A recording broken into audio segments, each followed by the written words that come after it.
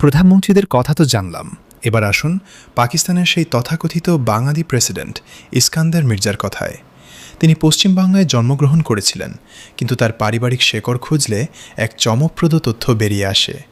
ইস্কান্দার মির্জা ছিলেন বাংলার ইতিহাসের কুখ্যাত বিশ্বাসঘাতক মীর জাফরের সরাসরি বংশধর।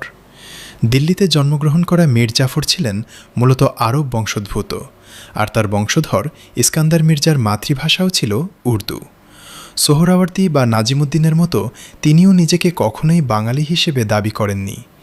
ইস্কান্দার মির্জা নিজেই সামরিক আইন জারি করেছিলেন ক্ষমতার লোভে, কিন্তু তার এই ক্ষমতার মেয়াদ তিনি পূর্ণ করতে পারেননি। মাত্র ২০ দিনের মাথায় তার নিজের নিয়োগ দেওয়া সেনাপ্রধান আইয়ুব খান তাকে ক্ষমতাচ্যুত করে দেশ থেকে তাড়িয়ে দেন। ইস্কান্দার মির্জার ভাগ্য এতটাই করুণ ছিল যে মৃত্যুর পর তার লাশটাও পাকিস্তানে দাফন করার অনুমতি মেলেনি।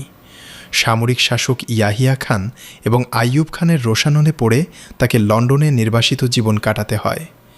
মৃত্যুর পর তার স্ত্রীর দেশ ইরানে শাহের হস্তক্ষেপে তাকে সমাহিত করা হয়। যে ব্যক্তি পাকিস্তানের সর্বাধিনায়ক ছিলেন, তাকে শেষ পর্যন্ত বিদেশের মাটিতেই জায়গা খুঁজতে হয়েছিল।